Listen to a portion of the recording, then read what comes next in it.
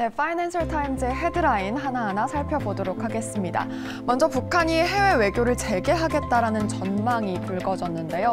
이 팬데믹 이후의 첫 행보로 보여지고 있습니다.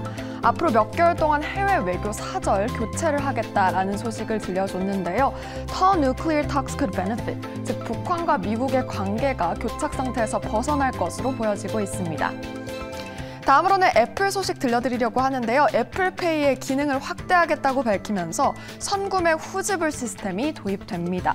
이 시스템을 좀 자세히 살펴보면 이른바 애플페이 레이터로 공식 발표가 되는데요. 미국에서 일부 사용자를 대상으로 실시한 후에 이 시범 운영을 확장하겠다고 밝혔습니다. 향후 애플의 주가에 어떤 영향을 줄지 지켜보시기 바랍니다.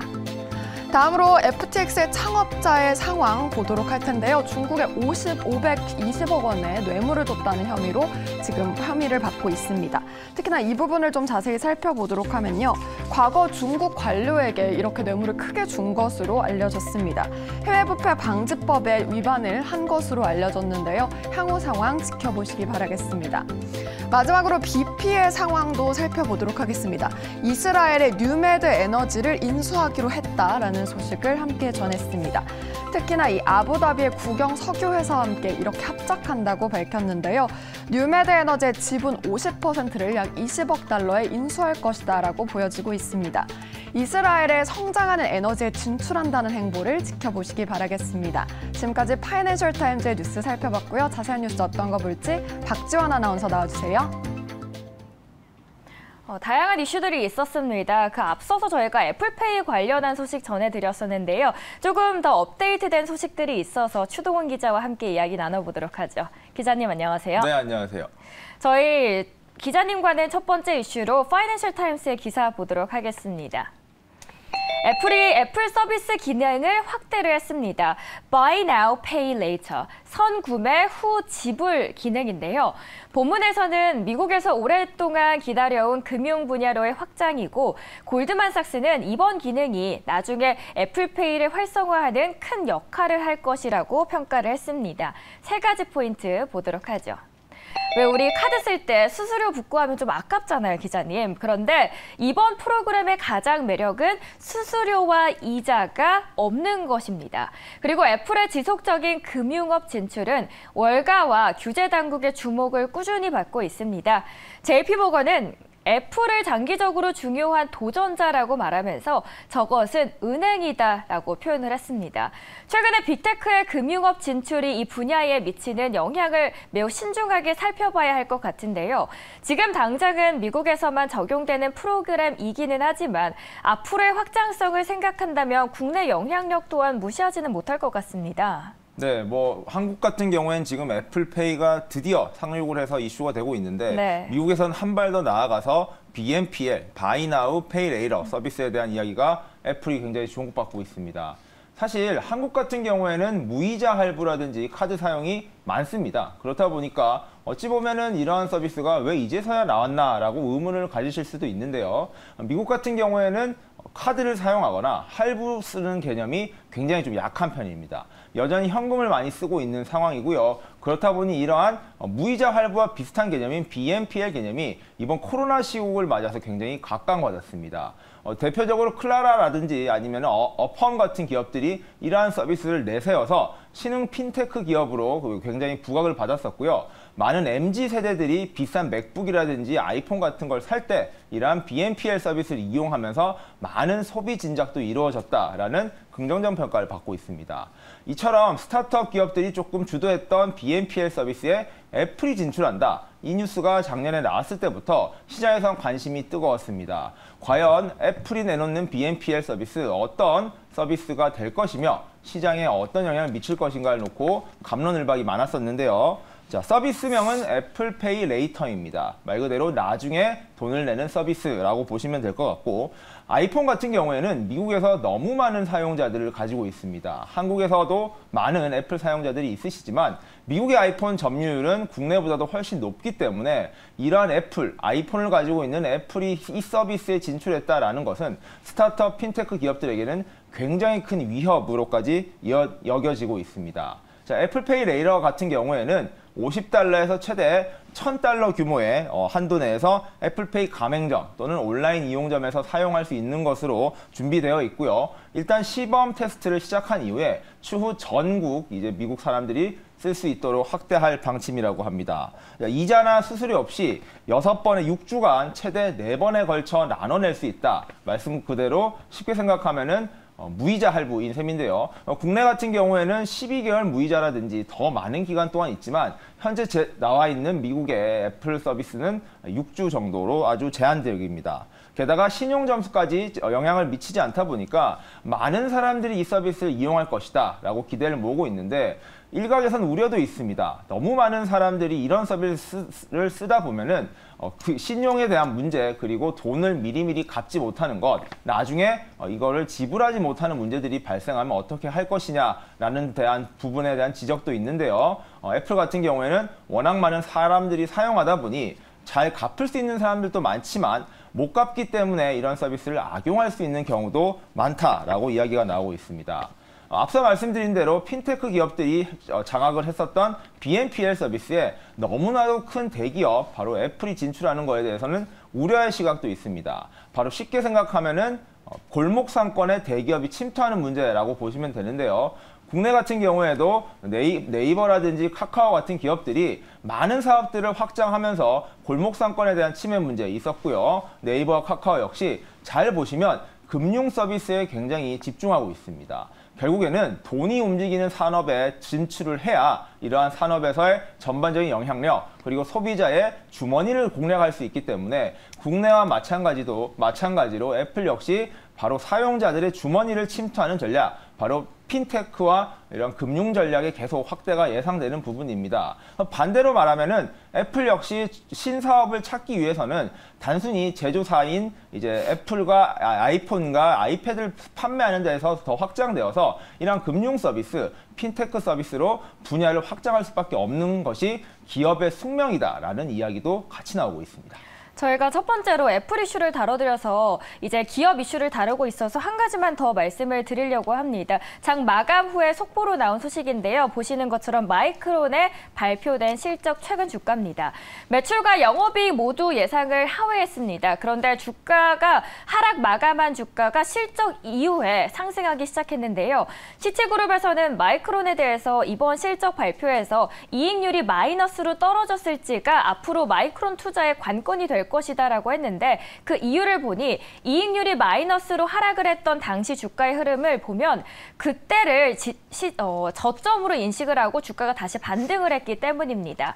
따라서 지금부터가 턴어라운드의 시점이 될 수 있다라고 해석을 한 시장은 장 마감 후에 상승을 하기 시작했습니다. 저희 첫 번째 소식으로는 애플 그리고 마이크론에 대한 실적 발표까지 다뤄드렸습니다. 이어서 다른 외신들도 봐야겠죠. 어떤 이슈들이 주목이 됐는지 보도록 할 텐데요.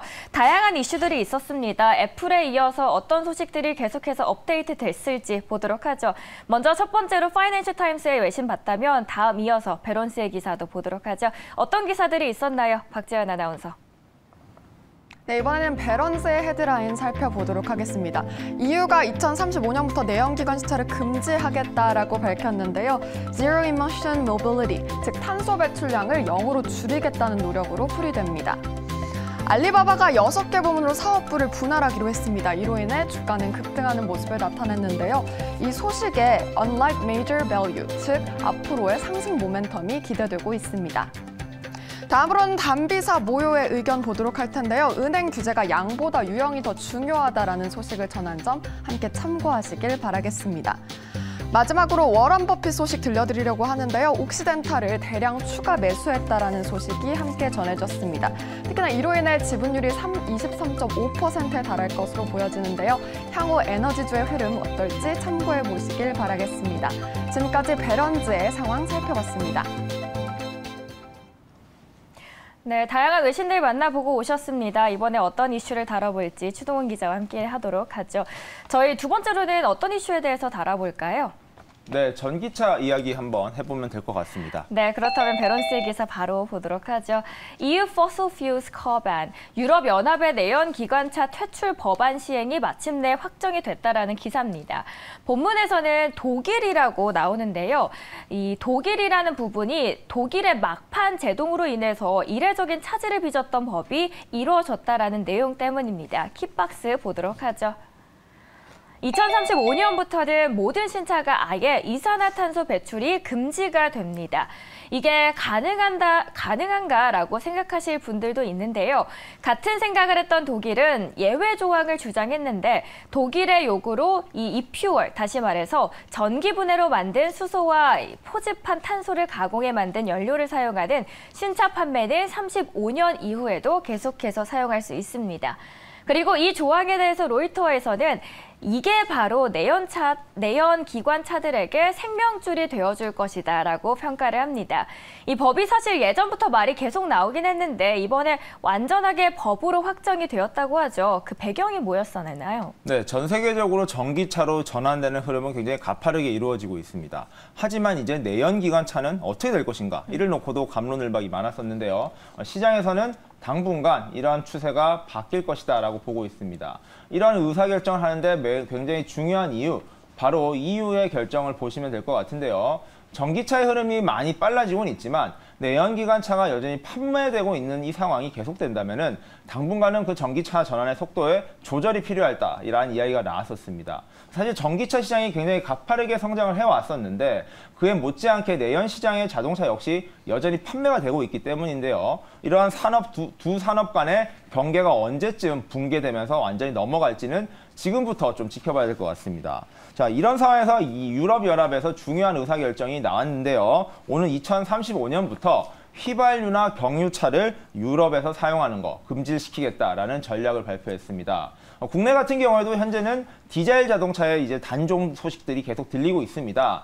디젤 차를 먼저 친환경적이지 못하다는 이유로 지금 퇴출하고 있는데 결국은 휘발유, 내연기관을 쓰는 모든 자동차를 2035년까지 퇴출시키겠다는 겁니다. 핵심은 결국에는 친환경 문제입니다. 전 세계가 여러 가지 공해와 오염으로 고통받고 있는 만큼 이 문제를 해결하기 위한 가장 빠른 방법, 바로 퇴출이라는 극단적인 방법을 택한 것입니다. 자, 유럽연합의 이러한 시도에 가장 크게 반발했던 나라가 있습니다. 바로 독일인데요. 독일 같은 경우에는 전 세계 글로벌 자동차 브랜드를 보유하고 있으며 대표적인 자동차 생산 국가입니다. 이렇다 보니까 급격한 생산량 감축 그리고 완전한 퇴출을 할 경우에 매출이 당연히 줄어들 수밖에 없고 자동차 기업들 그리고 산업 전반에 타격이 크다는 이유, 이 때문에 독일은 계속 이러한 규제를 반대해 왔습니다. 하지만 독일이 이제 극적으로 합의를 한 끝에 결국에 저탄소를 사용하는 합성 연료를 탑재하고 있는 내연기관차 정도는 일단은 판매를 계속할 수 있겠다라는 조건을 달면서 이렇게 극적 타결이 되었다라고 보시면 될 것 같고요. 유럽 같은 경우에는 이런 ESG, 친환경 행보가 가장 극단적이고 빠른 국가 그리고 연합이기도 합니다. 이제 앞으로 남은 것은 미국을 비롯한 북미 그리고 아시아 시장에서 이러한 유럽의 결정을 얼마나 빠르게 따라가 줄 것인가, 이거에 따라서 전 세계의 자동차들의 내연기관의 퇴출이 좀 더 정해질 것이다 라고 보시면 될 것 같고요. 말씀대로 다른 나라와 다른 대륙에서 이를 따라가 주지 않는다면은 결국에는 반쪽짜리 전략이 될 것이다 라는 이야기도 나오고 있습니다. 자, 결국 28일 날 벨기에 브뤼셀에서 유럽 각국 에너지부 장관들이 내연기관차 금지법에 서명을 할 방침입니다. 이러한 법이 통과될 경우 유럽에서는 앞으로 10년여 후에는 내연기관차 또는 가스 충전소라고 하죠. 이런 부분들을 만나보지 못하게 될 것이다 라고 좀 보시면 될 것 같고요. 과연 이러한 상황이 전통차 제조사에게는 타격이 될 것인가를 놓고도 이야기가 많이 나오고 있습니다. 과연 직원들도 많이 감축될 것이고 산업이 크게 쪼그라들 것이기 때문에 그럴 경우에는 많은 실직자들을 생산시키고 공장들을 문이 닫는 부정적인 결과도 나올 수 있다라고 보시면 될 것 같고요. 반대로 전기차 기업들에겐 큰 기회가 될 것입니다. 테슬라 같은 경우에도 성장이 조금 더뎠었는데 이러한 의사결정들이 결국에 전기차로의 전환을 가속화시킬 것이고 이렇게 하면서 테슬라를 비롯한 전기차들에겐 기회가 될 것입니다. 전통차 기업들 역시 조금 더 기회가 될 거예요. 새롭게 전기차로 전환할 수 있는 속도를 낼 수 있는 기회가 될 것이기 때문에 이제 전기차 시장에서 진검승부가 본격적으로 펼쳐질 계기가 마련됐다. 이 정도로도 한번 정리해보면 될 것 같습니다. 네, 오늘 전기차 내연기관차 관련 이슈 그리고 마이크론 거기에 이어서 애플페이 관련된 금융 확대 서비스까지 설명을 해드렸습니다. 지금까지 시청해주신 여러분 고맙습니다.